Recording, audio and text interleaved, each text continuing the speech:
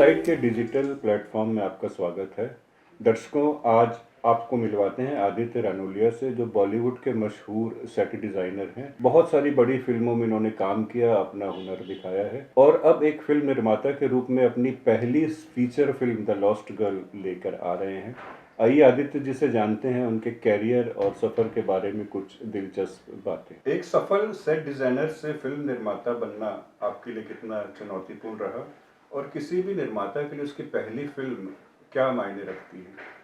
बिल्कुल गुरबीर जी, मैं तो ये कहूँगा कि किसी भी काम की शुरुआत करते हैं तो उसमें चुनौतियाँ तो आती हैं। और रही बात एक सेट डिज़ाइनर से निर्माता तक का सफ़र, तो ये बहुत ही चुनौतियों भरा था और उस चुनौतियों के बवंडर को पार करना, मैं उसको ही असली सफलता मानता हूँ। जैसे काम की शुरुआत होती है, हम एक सेट का डिज़ाइन करते हैं तो बहुत सारी छोटी छोटी चीज़ों को जोड़कर उसको बनाना पड़ता है, तब जाकर कहीं सेट लगता है।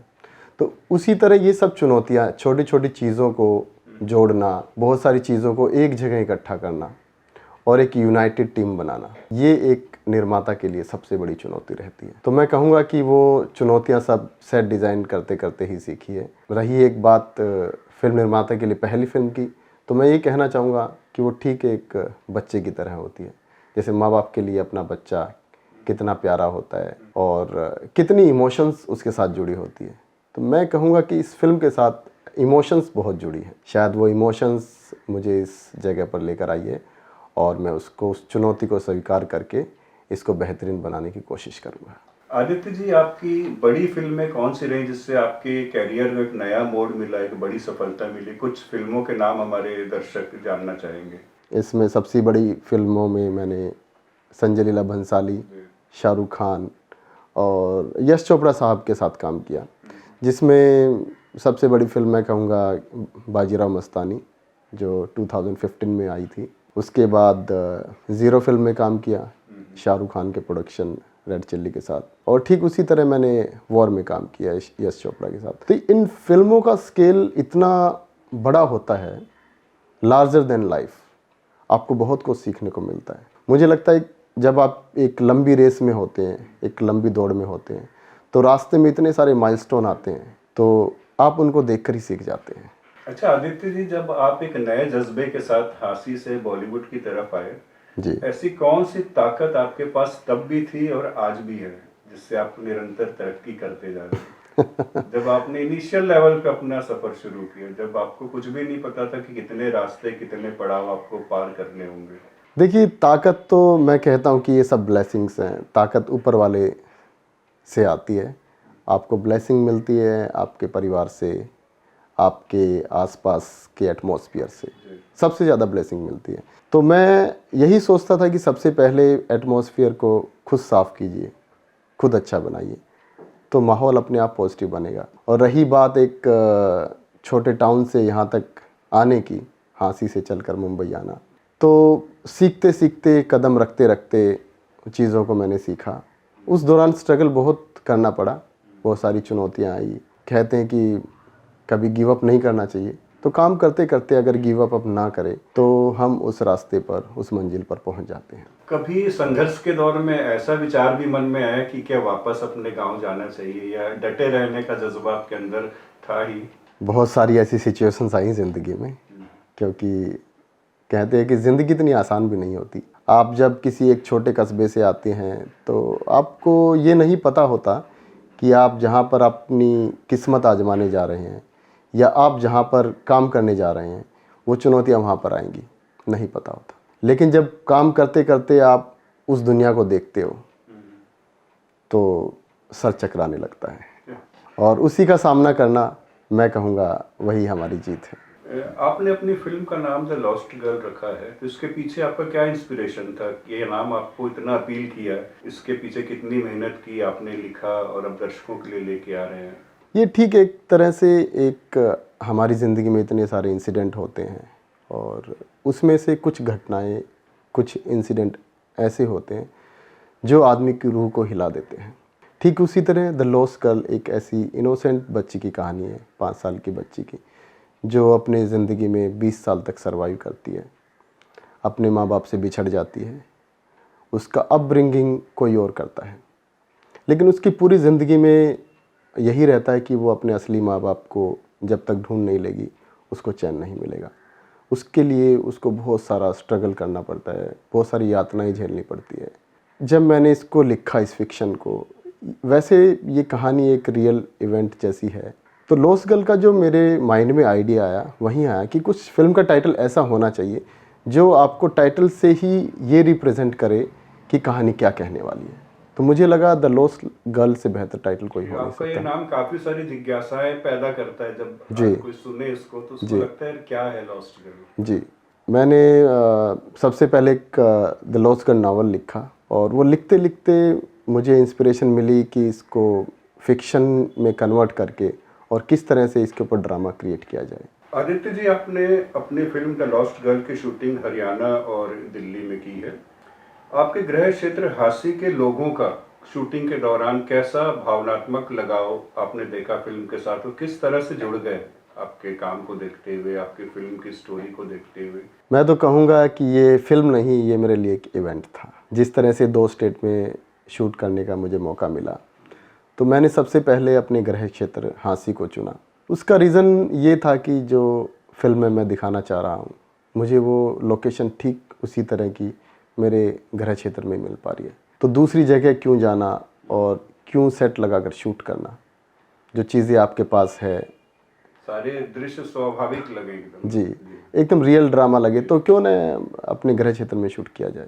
इसमें मैं लगाव की बात करूँगा, जब मैं अपनी क्रू को लेकर मुंबई से हांसी गया तो लगभग 100 से ज़्यादा लोगों ने मूव किया, जिसमें सब तरह के डिपार्टमेंट, लाइट, कैमरा, डायरेक्शन और जितने भी फिल्मों के डिपार्टमेंट होते हैं, सब लोगों ने मूव किया।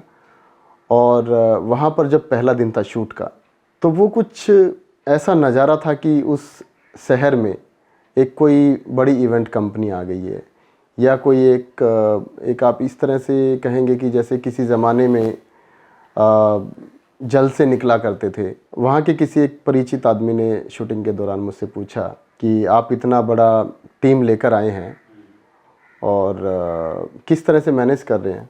मैंने उनको बताया कि मैनेजमेंट तो आप लोग कर रहे हैं, मैं कहाँ कर रहा हूँ। आप हर तरह का प्यार दे रहे हैं, हर तरह की जो एक सहायता होती है, एक लोकल सपोर्ट, वो मुझे मिल पा रही है। तो असली मैनेजमेंट तो आप कर रहे हैं।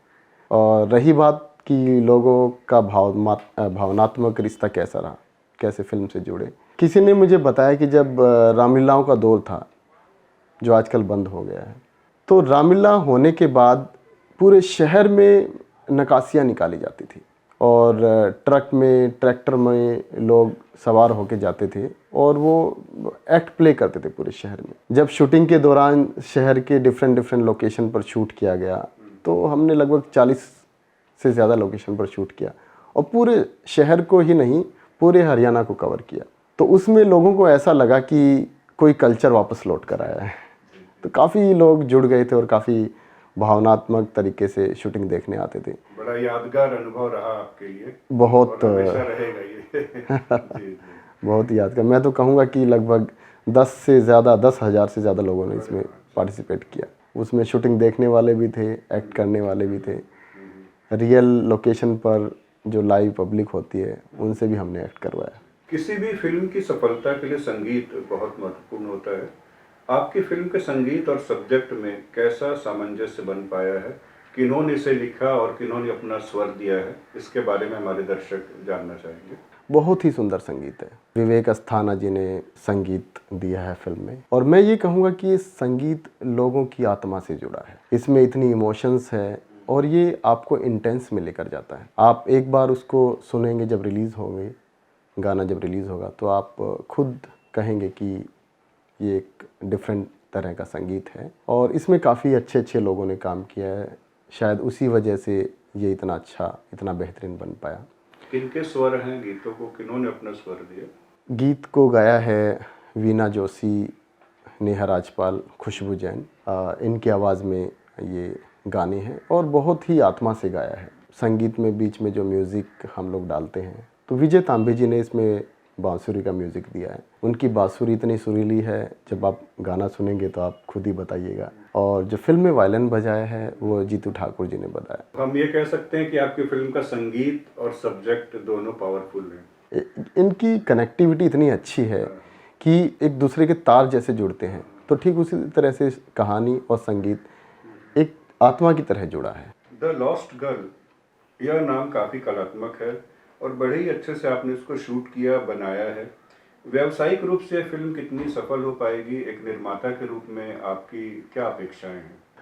द लॉस्ट गर्ल एक एक्शन ड्रामा है। मैं कहूँगा कि एक फैमिली फिल्म है। आपकी पूरी फैमिली इस फिल्म को देख सकती है और दर्शकों को ये शुरू से लेकर आखिरी तक बांधे रखेगी। इस फिल्म की कहानी ही कुछ ऐसी है। और बात करें अगर व्यवसाय की, तो बिल्कुल व्यावसायिक रूप से इसको फ़ायदा होने वाला है। कहीं कोई कमी नहीं रखी शुरू से आखिरी तक शूट में, जैसा आपने बताया अभी शूटिंग के अनुभव। जी, तो बिल्कुल हमारी भी ये शुभकामनाएं कि व्यावसायिक रूप से बहुत बड़ी हिट रहे आपकी पहली फिल्म।